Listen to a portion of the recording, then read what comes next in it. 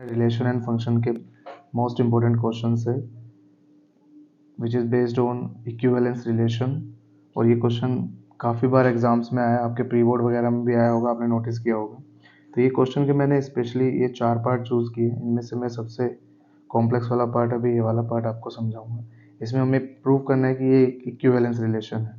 तो equivalence relation के लिए as you all know, first of all हमें उसकी reflexivity, then symmetricity and then transitivity prove करनी होती है।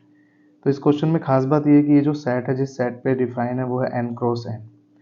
तो गाइज जो n क्रॉस n सेट हमारा होता है वो कार्टेशियन प्रोडक्ट होता है, और इस n क्रॉस n सेट का जो एक एलिमेंट होता है वो एक ऑर्डर्ड पेयर की तरह होता है,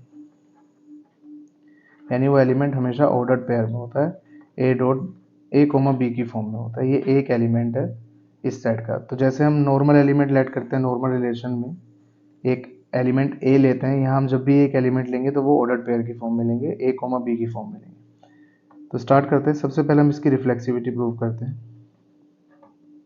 रिफ्लेक्सिविटी मतलब एक रिलेशन रिफ्लेक्सिव कब होती है, अगर एक एलिमेंट a जो कि सेट में बिलोंग कर रहा है उसके लिए a उस रिलेशन में उस रिलेशन r में होना चाहिए, तो उस रिलेशन को हम कहते हैं कि ये रिलेशन रिफ्लेक्सिव है।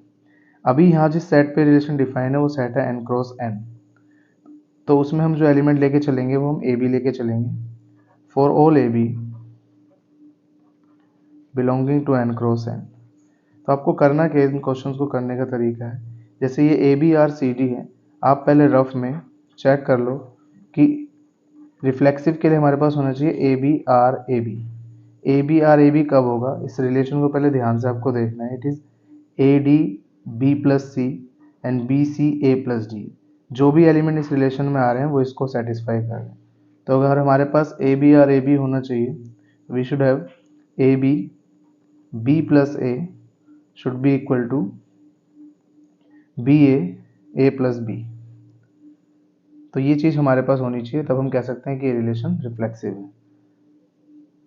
तो गाइज देखो, B प्लस ए को we can write A plus B also,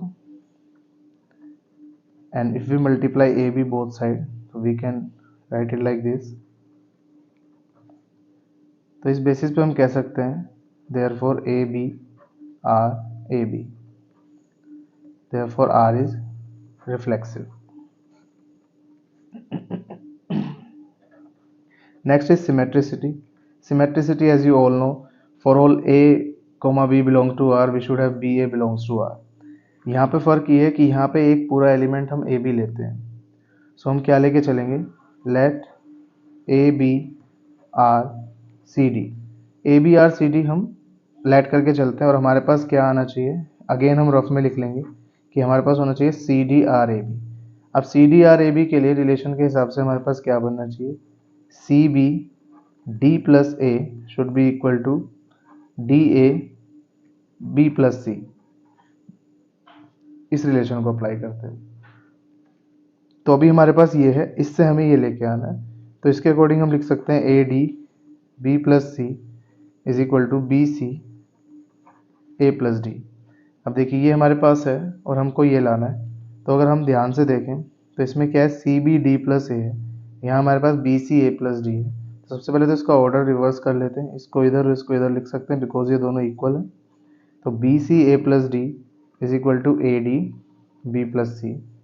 now B C को हम सी बी लिख सकते हैं, कम्यूटेटिव होता है प्रोडक्ट नेचुरल नंबर में, तो और ए प्लस डी को डी प्लस ए लिख सकते हैं।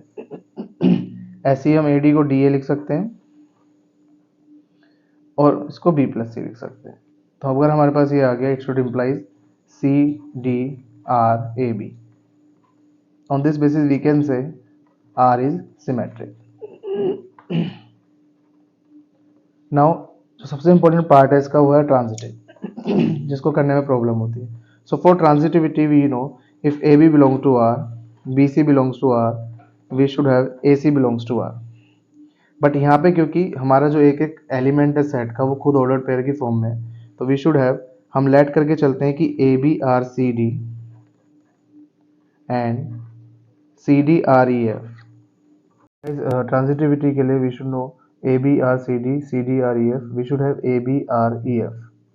सो फर्स्ट ऑफ ऑल रफ में हम इसको लिख के देखेंगे कि for A B R E F हमारे पास क्या आना चाहिए। So for A B R E we should have as per the relation A F B plus E should be equal to BE A plus F. So here we have AB R CD. We should imply AD B plus C equals to BC A plus D. Side by side हमारे पास है CD R E F, ये दोनों हम let करके चलते हैं transitivity के लिए, और हमारे पास AB R E F आना चाहिए। So for CD R E F we have CF D plus E is equal to DE C plus F। ये हम रिलेशनशिप से लिख रहे हैं, क्योंकि रिलेशनशिप में अगर आप देखें तो पहले एक्सट्रीम वाले दो मल्टीप्लाई हो रहे हैं और ये मिडिल वाले ऐड हो रहे हैं, देन मिडिल वाले मल्टीप्लाई हो रहे हैं, एक्सट्रीम वाले ऐड हो रहे हैं। So these two things we have, and what we should have for ABREF, it should have AF B plus E is equal to BE A plus F। तो ये पार्ट इसलिए सबसे ज़्यादा कॉम्प्लेक्स होता है इसका, बिकॉज यहाँ पे हमारे पास ये दो चीज़ें हैं, इन दोनों चीज़ों को अप्लाई करके हमें किसी तरह से इस पे पहुँचना है, ये हमारा गोल है।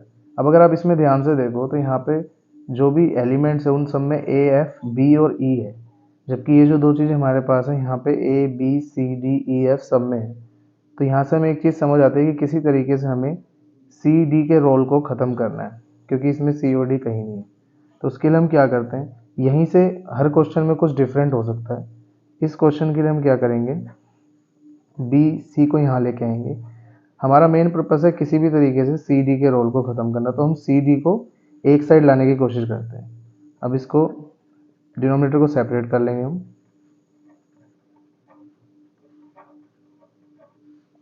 ये कैंसिल हो जाएगा। Will have 1/c plus 1/b equals to 1/d plus 1/a। यहाँ से हम 1/d को इस साइड लेंगे, 1/c minus 1/d, so we will get 1/a minus 1/b. This we will mark equation 1. Same we will do here. D plus E upon DE is equal to C plus F upon CF.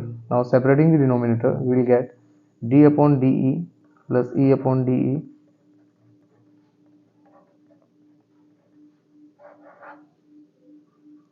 So here we get 1/E plus 1/D equals to 1/F plus 1/C. Again, for comparing both the side, we should have 1/C minus 1/D here. So we'll take 1/D that side. Minus 1/F is equal to 1/C minus 1/D. So on comparing 1 and 2, we can write 1/A minus 1/B equals to 1/E minus 1/F. So if we take it here, 1/A plus 1/F equals to 1/E plus 1/B.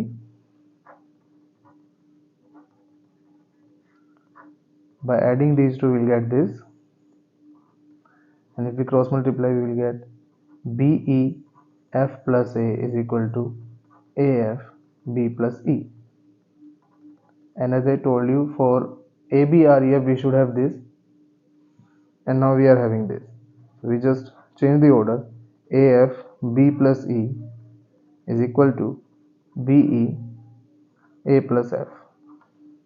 Therefore, if we can say ABREF. So since this relation R is reflexive, so by this we can say R is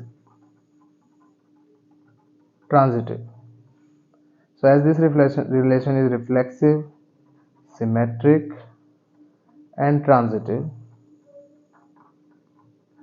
therefore we can say R is an equivalence relation.